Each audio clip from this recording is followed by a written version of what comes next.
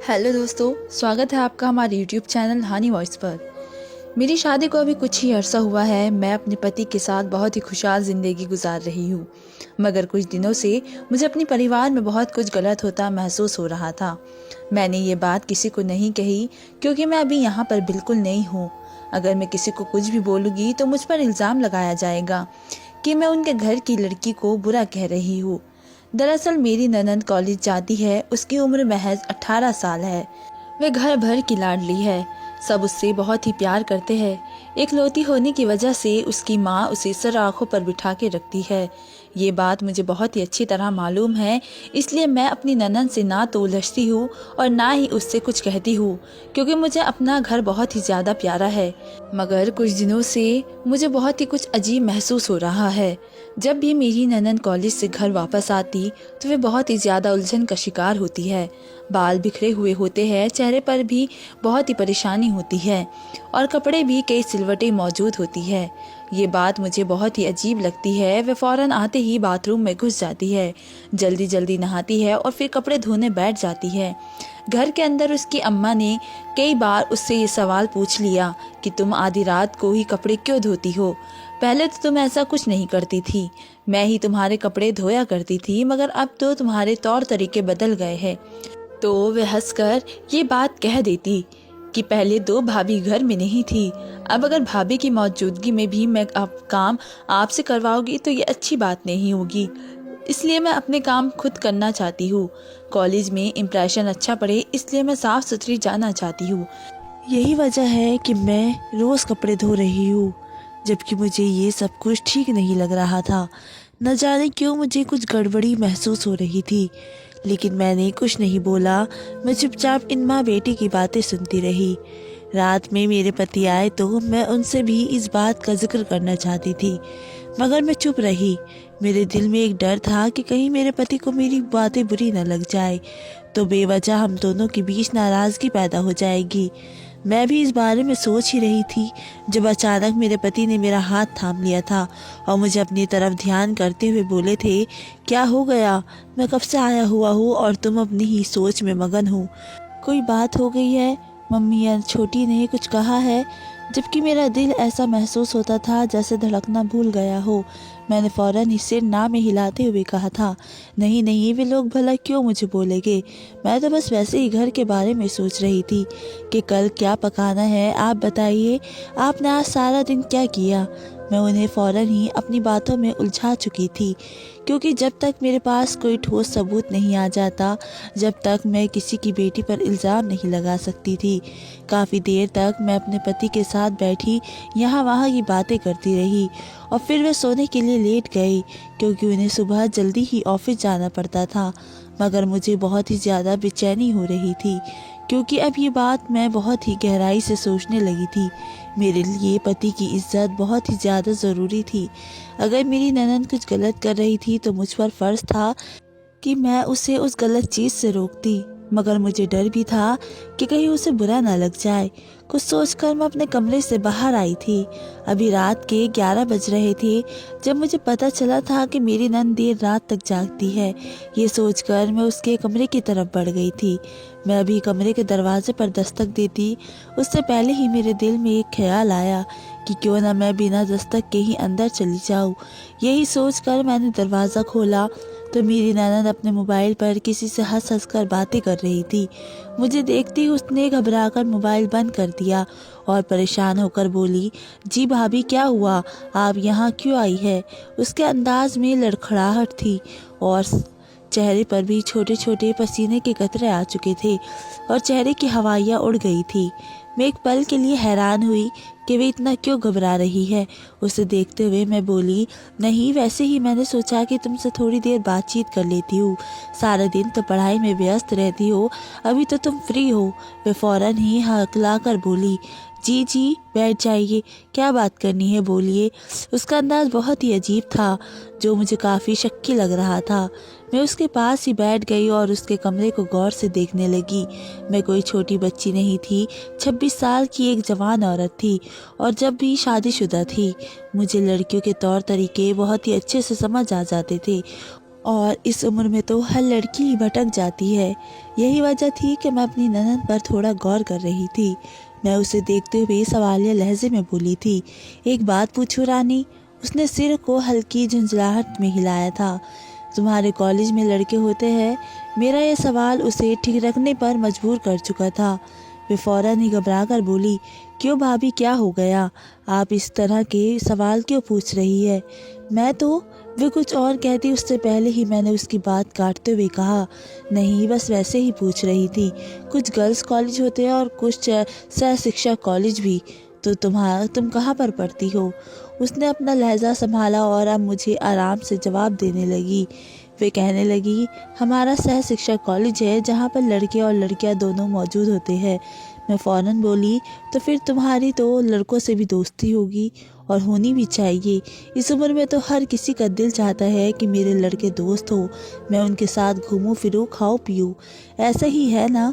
मैं उसे देखते हुए बहुत ही संभालते हुए अपनी बात रख रही थी जब वे फौरन ही बोली, भाभी मुझे नींद आ रही है, सुबह कॉलेज भी जाना है, तो मैं जल्दी सोना चाहती हूँ।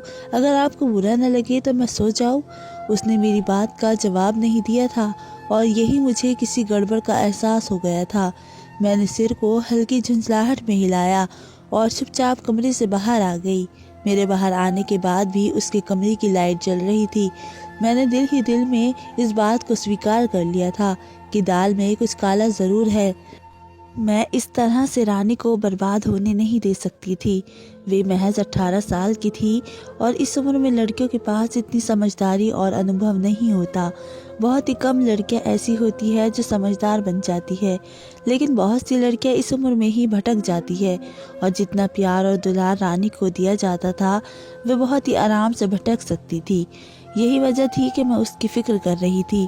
बेशक अगर मैं ये बातें किसी से भी ससुराल वाले से या अपने मायके वाले में करती तो ये सब मुझे ही गलत कहते कि भाभी हो, तुम्हें इन सब चीज़ों में दखल देने की ज़रूरत नहीं है।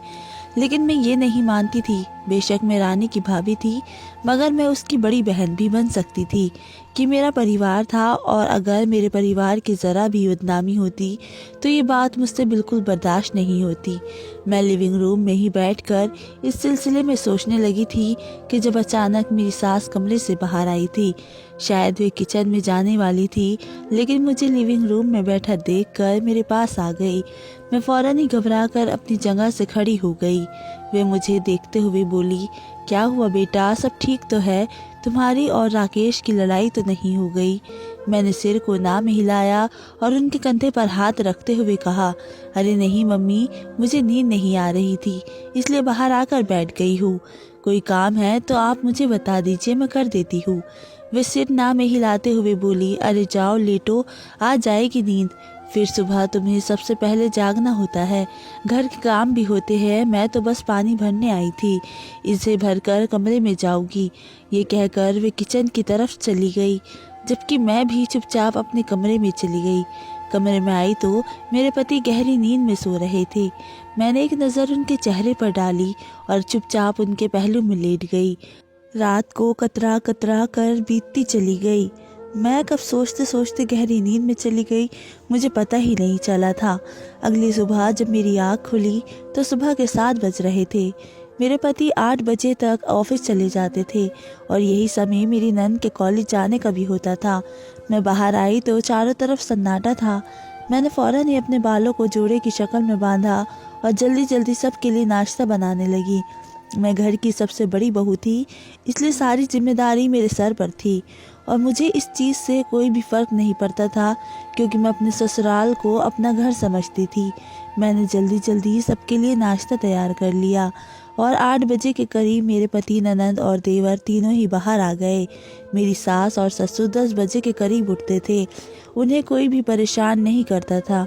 मैं जल्दी जल्दी इन तीनों को नाश्ता दिया और जबकि मेरे पति अपनी बहन को अपने पास बिठाकर बातें कर रहे थे, मेरे दिल में एक अजीब सी बेचैनी हो रही थी। न जाने क्यों मुझे अपनी नंद बिल्कुल भी ठीक लड़की नहीं लग रही थी। मुझे दाल में बहुत कुछ काला महसूस हो रहा था। मैंने जल्दी से नाश्ता लगाकर उन सबको मेज़ पर आने के लिए बोल दिया। थोड़ी ही देर में वो सब नाश्ता करके अपनी अपनी मंजिलों के लिए निकल चुके थे। मैं वहीं बैठ गई थी और अब सुकून से नाश्ता करने लगी थी। लेकिन मेरी सोचों का केंद्र मेरी ननद थी। एक पल के लिए मेरे दिल में एक ख्याल आया, मैं क्यों इस लड़की के पीछे इतना दिमाग लगा रही हूँ। मुझे पता है जब मैं कुछ इसके लिए कर लूँगी या फिर इसे कोई बुराई से रोकूंगी तो तब भी मुझे कोई फल हासिल नहीं होगा। सब यही बोलेंगे कि भाभी थी तभी ननद की टो में लगी रही। मगर फिर भी मैंने ये सोचकर सर झटक दिया कि मुझे लोगों के सोचने से कोई फ़र्क नहीं पड़ता, मुझे सिर्फ़ और सिर्फ अपनी ननद को बचाना है। काफ़ी देर तक मैं इसी बारे में सोचती रही और फिर बर्तन उठाकर मैंने किचन में रख दिए। थोड़ी देर आराम करने के बाद जब मैं बाहर आई तो मम्मी और पापा भी जाग चुके थे। मैंने जल्दी से उन लोगों के लिए नाश्ता तैयार किया और उनके आगे रख दिया। जब अचानक मेरे ससुर अपनी पत्नी को देखते हुए बोले, सरस्वती एक बात कहूँ। मैं उनके पास ही खड़ी हुई थी जब मेरी सास ने पहला कौर लेकर सिर को हल्की झुकार में सहमति दी। मेरे ससुर बोलने लगे, ज़रा अपनी बेटी पर थोड़ा ध्यान देना, जाने क्यों मुझे कुछ अजीब महसूस हो रहा है। मैंने चौंक कर अपने ससुर की तरफ देखा था, यानी जो चीज़ मैंने महसूस की थी वो किसी और ने भी महसूस की थी, यानी मेरा शक गलत नहीं था। मेरी सास एकदम हड़बड़ा कर बोली थी, क्यों, क्या हुआ, क्या मतलब है आपकी बात का। यकीनन वो मेरी मौजूदगी से थोड़ा अजीब महसूस कर रही थी, इसलिए मैं खामोशी से किचन में चली गई थी।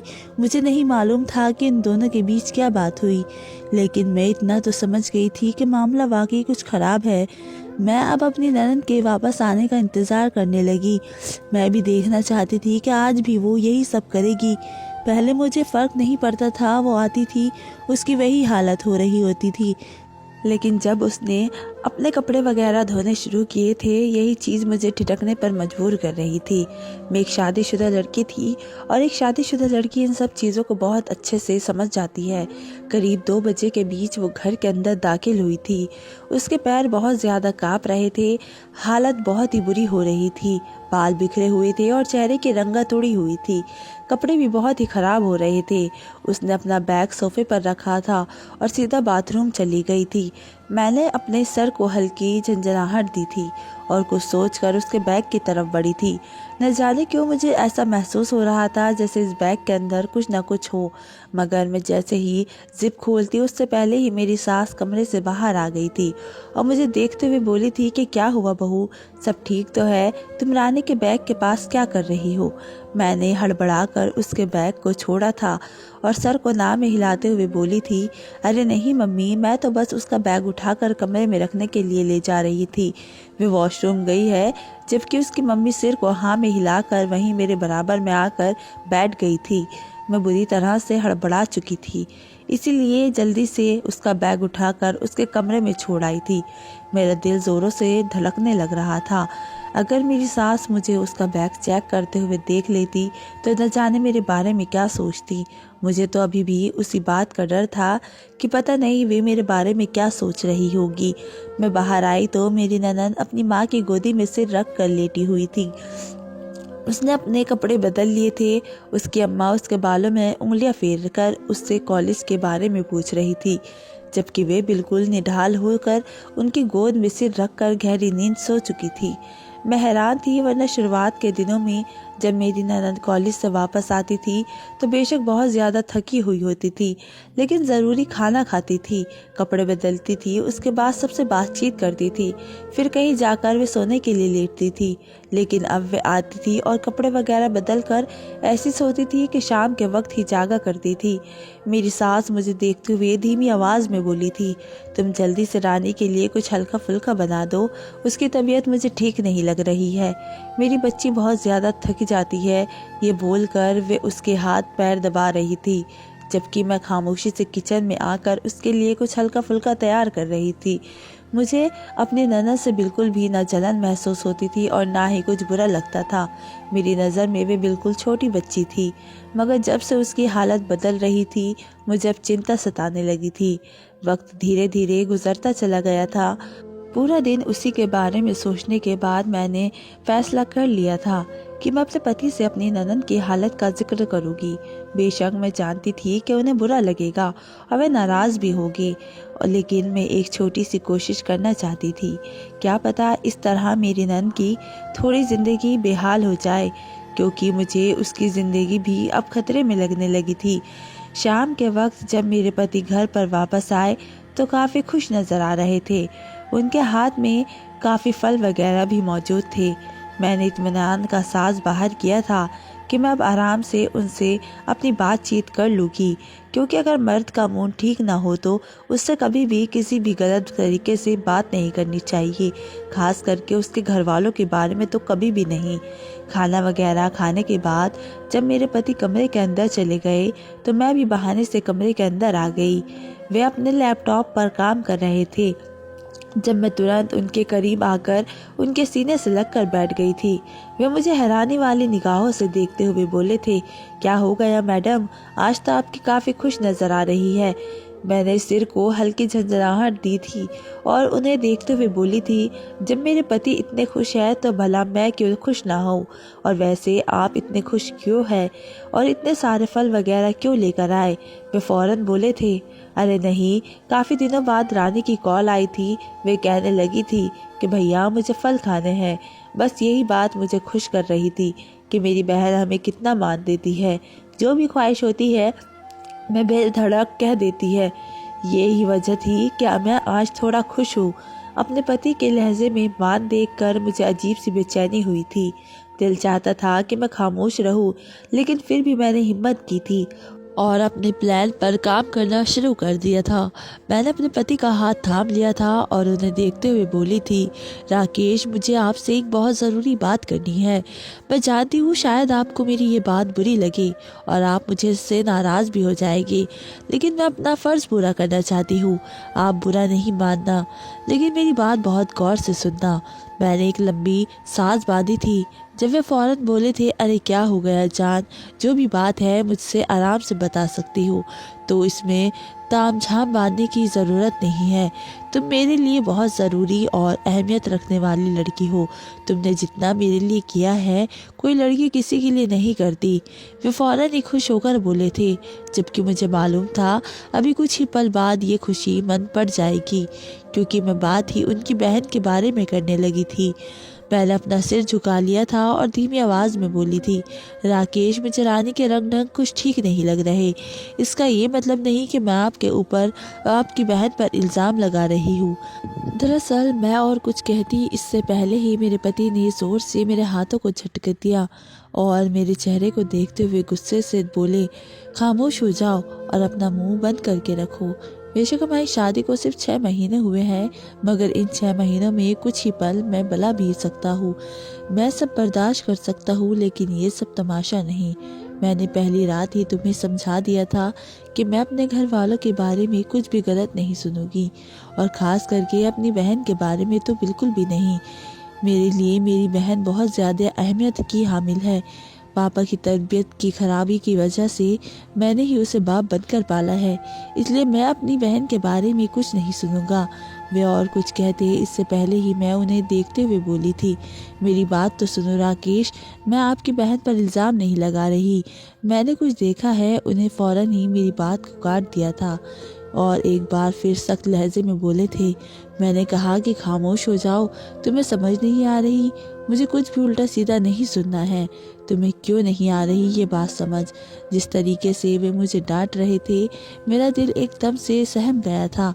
मैं बुरी तरह से हलकान हो गई थी और उनके कंधे पर हाथ रखते हुए बोली थी, अच्छा मैं चुप हो जाती हूँ, मैं कोई गलत बात नहीं, लेकिन अगर आपको बुरा लग रहा है तो मैं खामोश हूँ।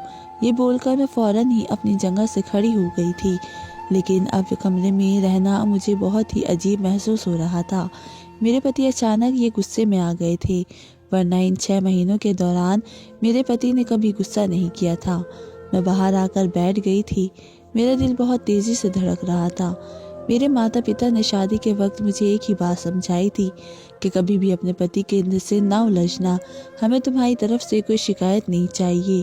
बेशक हम तुम्हें ये नहीं बोलेंगे कि यहाँ से अगर तुम्हारी डोली उठ रही है तो वहाँ से तुम्हारी अर्थी उठना चाहिए, लेकिन हम तुम्हें ये ज़रूर कहेंगे कि तुम्हें अपना घर बसाना है। हमें तुम्हारी तरफ से या दामाद जी की तरफ से कोई शिकायत नहीं चाहिए। जबकि मैं भी इसी वजह से थोड़ी सी घबराई हुई थी। मेरी मम्मी ने मुझे आखिरी वक्त में एक और बात समझाई थी कि कभी भी अपने पति के सामने उसके घर वालों की बुराई नहीं करना। ये बात उसको बहुत ही बुरी लगती है। अगर वो इस वक्त कुछ नहीं बोलेगा तो बाद में तुमसे ही इस चीज़ का ज़रूर बदला लेगा, इसलिए अपनी ज़बान को लगाम देना। यही वजह थी कि मैं खामोश हो गई थी और अब बुरी तरह से सहम चुकी थी। मैंने खुद को संभाला था कि मैं क्यों बेवजह अपने ससुराल की प्रॉब्लम में दखल अंदाजी कर रही हूँ। बेशक मैं इस घर की बहू हूँ, मेरा भी अब यही परिवार है, लेकिन मुझे ये बात समझनी चाहिए कि यहाँ पर अगर मैं किसी को अपना समझ रही हूँ तो वे मेरा अपना नहीं है। मुझे भी यहाँ आए हुए सिर्फ 6 महीने हुए हैं।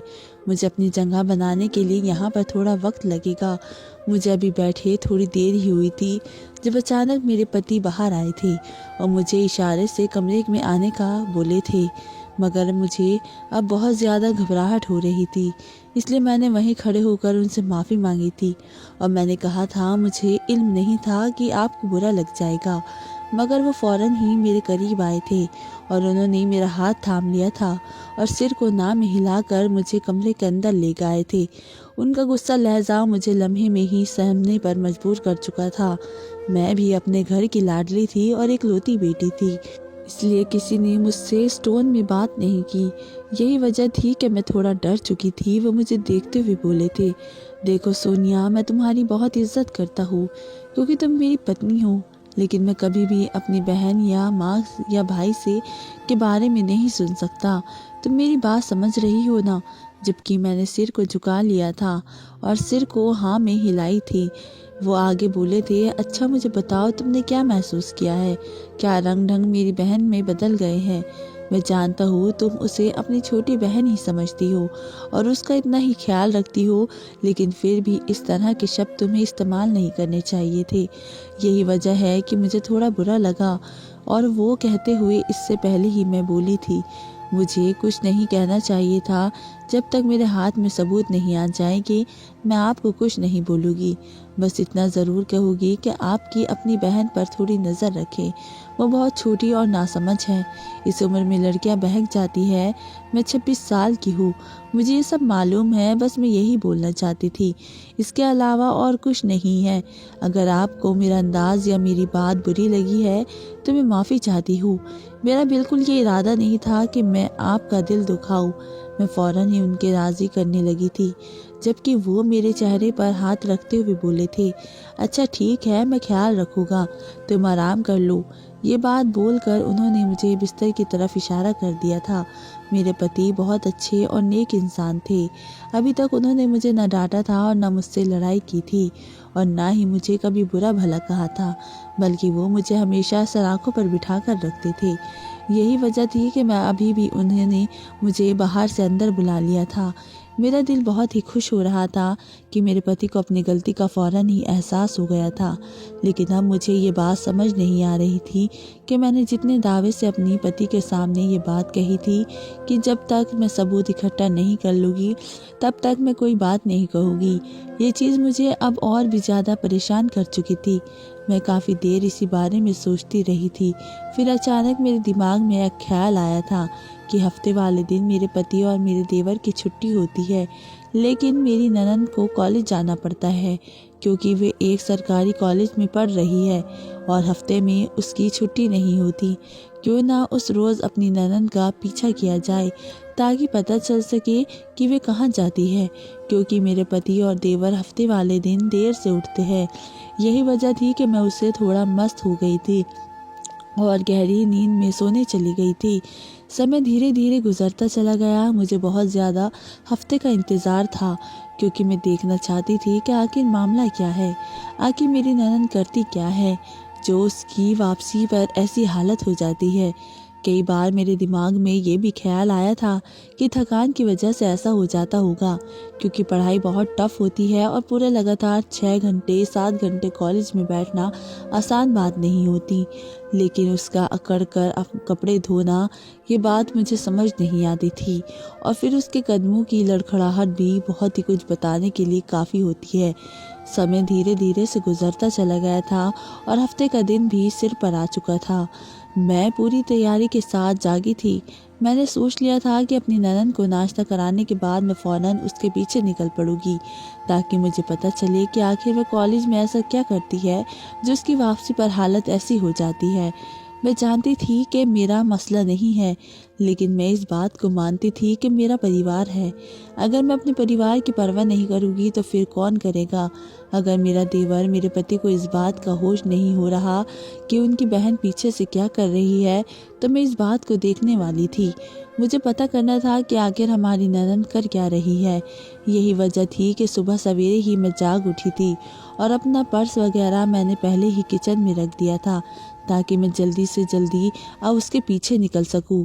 मैंने जल्दी उसके लिए नाश्ता बनाया था और अपने लिए भी नाश्ता बनाकर मैं पहले ही कर चुकी थी, ताकि मुझे बाहर आसानी में घूमने में ताकत मिल सके।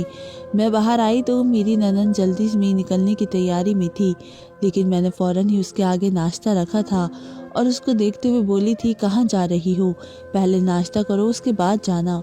जबकि वह फ़ौरन ही सिर ना हिलाते हुए बोली थी, नहीं भाभी, बहुत देर हो चुकी है, आज जल्दी क्लासेस लगनी है, मुझे जाना होगा।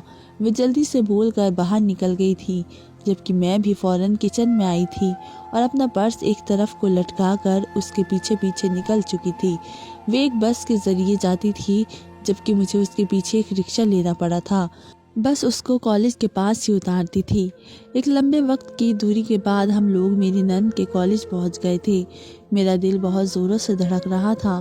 मुझे डर भी लग रहा था कि कहीं मैं बुरी तरह से फंस न जाऊं, लेकिन शुक्र था कि मैं अपने ननद के कॉलेज सुरक्षित पहुंच गई थी।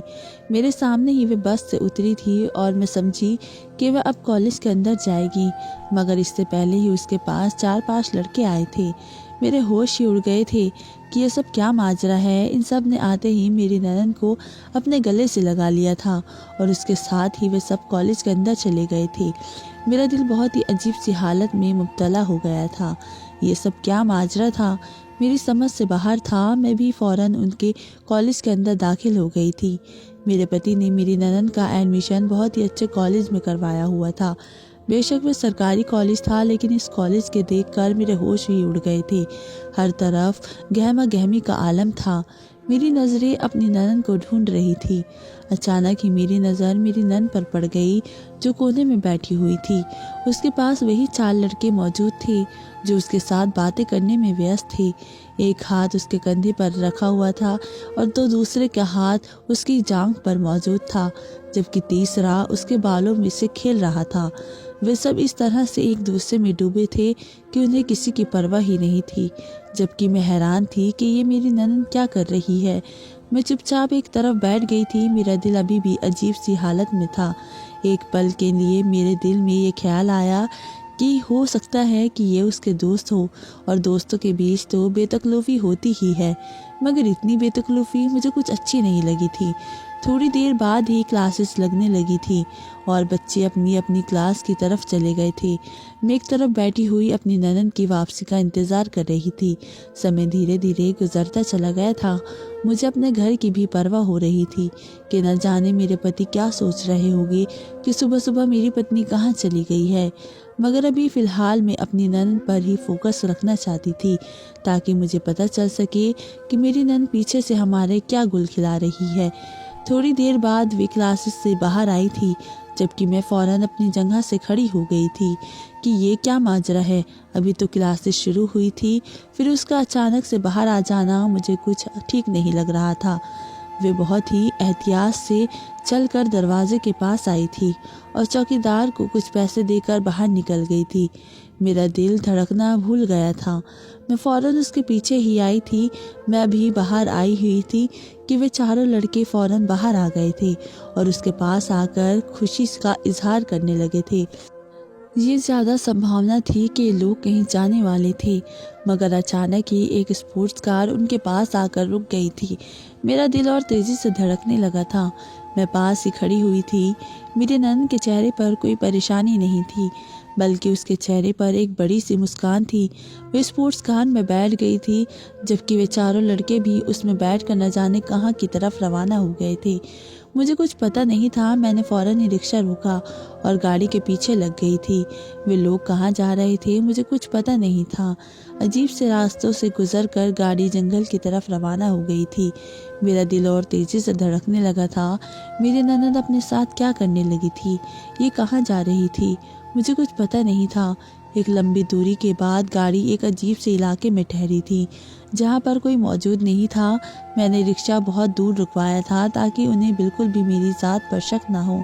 रिक्शा वाला भी मुझे शक की निगाहों से देख रहा था, जबकि मैंने उसे थोड़ी बहुत बातों के बारे में बता दिया था ताकि वे यहाँ से बाहर आ जाए। मेरी नंद बाहर निकली थी, उसके पीछे ही वही चारों लड़के भी निकले थे और वे लोग मेरी आंखों के सामने ही झाड़ियों में चले गए थे। मेरा दिल ऐसा महसूस हो रहा था जैसे बंद हो चुका हो। मैं सांस लेना तक भूल गई थी। जो मैंने मंजर देखा था वे मेरी आत्मा को झंझोर देने के लिए काफ़ी था। रिक्शा वाला मुझे देखते हुए बोला था, बहन ये वाकई आपकी ननद है? ये तो बहुत छोटी लड़की है और ये लोग जिस जगह गए हैं यहाँ पर आपकी ननद के साथ कुछ अच्छा सलूक नहीं किया जाएगा। जबकि मैं भी कोई छोटी बच्ची नहीं थी। मुझे भी पता था कि झाड़ियों के अंदर जाने का नतीजा क्या होता है। मैं अपनी जगह से खड़ी हो गई और रिक्शे से बाहर आकर रिक्शा का किराया उस आदमी को दिया था और अपने कदम झाड़ियों की तरफ बढ़ाए थे, जबकि वे रिक्शा वाला मेरे पीछे आता हुआ बोला था, आप अकेले ना जाए, कहीं खतरा हो, मैं आपके साथ चलता हूँ। वह आदमी काफ़ी उम्रदार था और बहुत ही अच्छा इंसान लग रहा था। मैंने उसके धन्यवाद किया और बहुत ही एहतियात से कदम उठाते हुए झाड़ियों के पास पहुँच गई थी। मुझे अभी भी बहुत ज़्यादा डर महसूस हो रहा था। दिल किया कि मैं अपने पति को बताऊं कि मैं कहाँ पर हूँ। यही सोचकर मैंने एक छोटा सा मैसेज अपने पति को टाइप कर दिया कि अगर मैं घर वापस ना आऊँ तो इस जगह पर पहुँच जाना, क्योंकि मुझे अपनी जान भी खतरे में महसूस हो रही थी। मैं बहुत संभलते हुए अंदर दाखिल हुई थी और झाड़ियाँ हटाते हुए अंदर चली गई थी। और जब मैंने सामने का मंजर देखा तो मेरे कदमों तले ज़मीन निकल गई थी। मैंने जब आँखों से मीच ली थी, जो मैंने सोचा था वही हुआ था। मुझे अपनी नंद से घिन आ रही थी। वे उन लड़कों के साथ गलत और उससे बिल्कुल भी शर्म नहीं आ रही थी, बल्कि वे खुशी से ये काम कर रही थी। मैं गुस्से से चिल्लाकर बोली थी, रानी ये क्या कर रही हो तुम? मेरी आवाज़ इतनी तेज़ थी कि वे सब एक दूसरे से घबराकर अलग हो गए थे और जल्दी जल्दी अपने आप को ठीक करने लगे थे। मैं अपनी नंद के करीब गई थी और एक तमाचा उसकी आंखों पर मारा था, जबकि वह बुरी तरह से बौखला गई थी और घबराकर वहाँ से भागने लगी थी। लेकिन मैंने फ़ौरन ही उसका हाथ पकड़ लिया था, जबकि वे चारों लड़के तो पल से वहाँ पर रफू चक्कर हो गए थे। मैं एक और थप्पड़ अपनी नंद के चेहरे पर मारती हुई चिल्लाई थी, तुम्हें शर्म नहीं आती? तुम्हारे बाप भाई तुमसे कितनी मोहब्बत करते हैं और तुम यहाँ पर ये सब कर रही हो। तुम्हें पता है इसका क्या खामियाजा होगा? तुम्हारी कितनी बदनामी हो जाएगी। शर्म आनी चाहिए तुम्हें। मुझे तो तुम्हें अपनी नंद कहते हुए भी घिन आ रही है। जबकि वे बुरी तरह से डर कर काँपना शुरू हो गई थी। मैं और कुछ कहती इससे पहले ही उसने मेरे पाँव पकड़ लिए थे और फिर जो बात उसने मुझे बताई थी वे सुनकर मेरे कदमों तले से ज़मीन निकल गई थी और मैं वहीं अपना सिर थाम कर बैठ गई थी। वे कहने लगी कि ये काम वे नहीं करती थी, बल्कि वे तो बहुत ही सिंपल लड़की थी। कॉलेज जाती थी, कॉलेज से घर वापस आ जाती थी। मगर कुछ दिनों पहले उनका कॉलेज ट्रिप पर गया था, जहाँ पर वे भी गई थी। घर वाले राजी नहीं थे, मगर बहुत मुश्किल से उसे इजाज़त दी गई थी। ये बात तो मुझे भी मालूम थी। रिश्ते के दौरान ही मुझे पता चला था कि मेरी ननद घूमने के लिए किसी ट्रिप पर गई है। वहाँ पर उसका कहना था कि उन लोगों ने मेरा एमएमएस बना लिया था। यानी जब मैं कपड़े बदल रही थी तो उन लोगों ने मेरी एक छोटी सी वीडियो बना ली थी और मुझे बहुत ही परेशान किया था। वो वीडियो ये मुझसे ब्लैकमेल करने लगे थे। इस लोगों ने कहना था कि अगर तुम हमें खुश कर दोगी तो हम तुम्हारी ये वीडियो डिलीट कर देंगे। लेकिन इन लोगों ने मेरी वीडियो को डिलीट नहीं किया, बल्कि मुझे रोज़ाना ब्लैकमेल करके मेरा साथ गलत करते हैं। मैंने कई बार इन लोगों के सामने हाथ जोड़कर मिन्नत की, मगर इन लोगों ने बाज ना आना था और ना ही ये लोग बाज आए थे। इसी वजह से मैंने चुपचाप अब सिर को झुका दिया है। ये लोग जो करना चाहते हैं मैं करने देती हूँ, क्योंकि जब भी मैं इन लोगों को मना करती हूँ तो ये लोग मुझे यही धमकी देते हैं कि अब हम तुम्हारी वीडियो वायरल कर देंगे, तुम्हारे बाप और भाई को भेज देंगे। और इस वजह से मैं बहुत ही परेशान हूँ। आज भी इन लोगों ने मुझे यही बोलकर बुलाया था कि तुम जल्दी आ जाना, हम कॉलेज बंक करके झाड़ियों में ये काम करेंगे। ये बोलकर वे फूट फूट कर रोने लगी थी। ये बात तो हकीकत थी। जब से शादी हुई थी वे मुझे काफ़ी परेशान लगती थी, क्योंकि शादी के दिनों में जब मैंने उससे मुलाकात की थी तो वे काफ़ी खुश थी, मगर जब से मैं उसके पास आई थी तब से ही मैंने उसके चेहरे पर परेशानी और काफ़ी थकावट देखी थी। मैंने फ़ौरन ही उसे अपने घेरे में लिया था और उसके आंसू पोंछते हुए बोली थी कि तुम्हें परेशान होने की ज़रूरत नहीं है। इन लोगों का बंदोबस्त कैसे करना है ये बात मुझे बहुत अच्छे तरीके से मालूम है। ये बोलकर मैंने फ़ौरन ही अपने पति को फ़ोन किया था और उन्हें वहीं पर बुला लिया था। जबकि मेरी नंद बहुत ज़्यादा परेशान हो रही थी, मैंने अपने पति को धीरे धीरे हर बात बताई थी, जबकि वे बुरी तरह से भड़क उठे थे और अपनी बहन की तरफ गुस्से से लपके थे। मगर मैंने उन्हें संभाल लिया था और उन्हें देखकर बोली थी कि ये गलत है, आपको अभी अपनी बहन का साथ देना चाहिए। अगर घर के मर्द ही उनका हाथ पकड़कर पूरे कद से खड़ा नहीं करेंगे तो वे औरतें कब अपने आप को सुरक्षित महसूस करेगी। मेरी बात मेरे पति को बहुत ही अच्छे तरीके से समझ आ गई थी। उन्होंने फ़ौरन ही पुलिस में शिकायत की थी और उन चारों को पुलिस के हवाले कर दिया था। ये बात सच साबित हुई थी। इन लोगों ने मेरी नंद के एमएमएस बनाए हुए थे, जिसे हमने डिलीट करवाए थे और अपनी नंद की जान छुड़वाई थी। आज भी मेरी नंद मेरे आगे पीछे घूमकर मेरा शुक्रिया अदा कर रही होती है कि अगर आप उस दिन मेरा साथ नहीं देती, तो मेरा ख्याल नहीं करती, तो आज भी मैं इस नर्क जैसी ज़िंदगी का हिस्सा बनी हुई होती। मैं सबको कहना चाहती हूँ कि जब आपकी शादी हो जाए तो अपने ससुराल को परिवार समझो, ना कि पति का घर। तो दोस्तों, वीडियो कैसी लगी कमेंट करके ज़रूर बताएं। वीडियो को लाइक करें और चैनल को सब्सक्राइब ज़रूर करें। मिलते हैं एक ऐसी ही वीडियो के साथ, तब तक के लिए धन्यवाद।